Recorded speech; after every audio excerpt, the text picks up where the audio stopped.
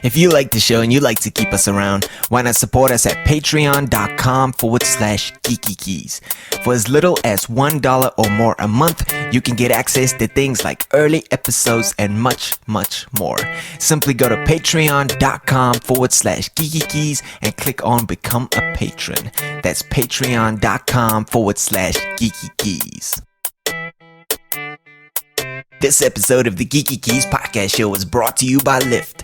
From until New Year's Eve, new riders can create a free Lyft account by downloading the Lyft app to the Android and iPhone. Simply enter the promo code FREEB and the number 10 into the section where it says payment, and you can get up to $50 worth in free rides. Please note that this offer is only available to new passengers. So download the Lyft app today and enter the promo code FREEB and the number 10. Hey guys, and welcome to episode number 12 of the Geekykeys Podcast Show. We got some great science and tech news for you today, so shall we get into it? In science news, science used to trace how creationists' anti-evolution tactics have evolved. Yes, quite a bit of irony in that one, and in post-Starwars Premier fashion, is a real lightsaber possible? Science offers a new hope. In tech news, a new court ruling can get you kicked off the internet for file sharing, and what could Apple buy with their $200 billion? In our Gadget of the Week, we're going to be talking about the Amazon Echo, and in our movies we can't wait to see, we'll be talking about the fifth wave. Yes, we got all that coming up and so much more. I will see you straight after this.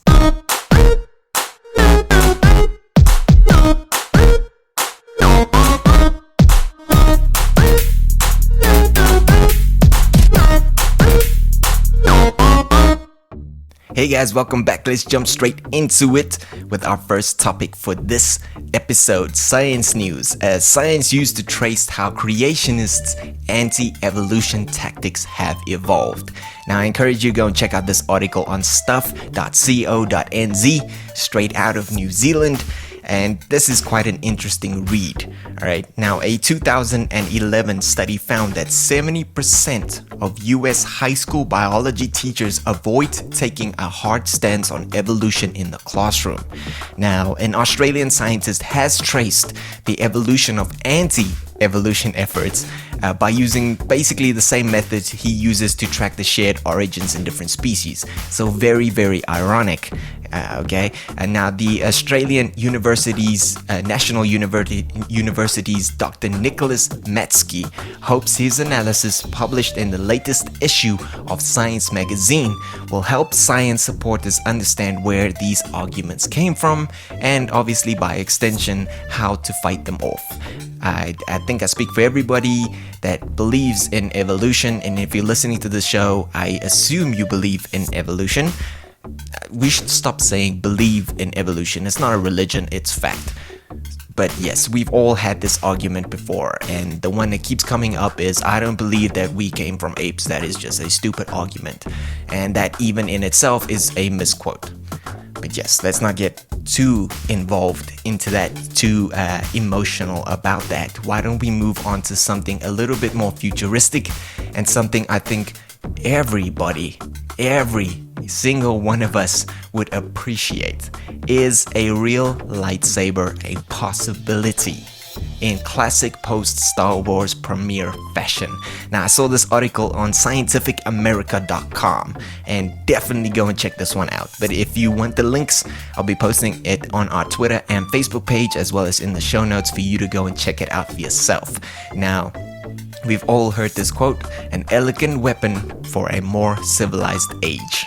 Now, this is how a lightsaber was introduced to viewers nearly 40 years ago.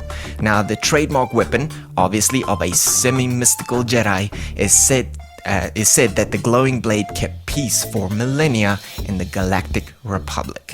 Alright, now they went through a couple of ways that this might happen, how they could be designing it, and given the name and appearances, the first obvious thought is that perhaps lightsabers consist of some kind of laser, right? However, this hypothesis is easy to rule out as lasers don't have a fixed length, and you can determine this by using a simple laser pointer. Right now, they looked at other things like plasma as well, a more realistic technology. If you don't know what plasma is, this is when you take a gas, run high voltage electricity through it, and basically strip the gas's atoms of their electrons, and this is called ionization. And then the gas basically glows whatever color depending on the gas used, right? Now they looked at that, and they even looked at just pumping raw power into it. But that has a little bit of a problem because pumping that much raw power into it means that the plasma would get incredibly hot. And knowing that your hand would be only a few inches from this glowing blade, it would basically char your hand instantly. So that's a bit of a problem. I think you want to use your hand after you use a lightsaber, right? Yes, of course. But definitely go and check out that article. I'll be posting the links to all the shows. Basically, I'll be posting the links of everything we talk about on the show on our Twitter and Facebook page, as well as in the show notes, and you can go and check it out for yourself and then leave your opinion on that. But I am pro lightsaber, and I definitely think you are too. Alright, now let's move on to our tech news and something a little bit more chilling. Kind of feels like in the realms of the CIA looking up on our internet stuff again, right? A new court ruling could get you kicked off the internet for file sharing. Now, this is an article I saw on Vox.com, and like I said, it's chilling, right? Now, on Thursday, a federal jury in Virginia found Cox Communications, right, the fourth largest internet provider in the US, liable for willfully contributing to copyright infringement by its users, and ordered the company to pay a bill of $25 million in damages. Right. Now, Cox claimed, obviously, that it was complying with the law, specifically the 1998 law called the Digital Millennium Copyright Act, that provides ISPs a safe harbor from liability if they terminate the accounts of repeat infringements, right? But like I said, it's very chilling to know that at any moment in time you could still be browsing and then your internet gets shut off, and then you have to go and dispute that, and it's going to cost you money, it's going to cost them money. It's bad for business. That's all it is, right? But we do not promote illegal sharing. Share this podcast show all you want because it's free to download, but I'm talking about music and illegal software and all these things. It's not a good idea to do it, but at the other end of the spectrum, it's should you really be checking up on what we are doing on the internet, right?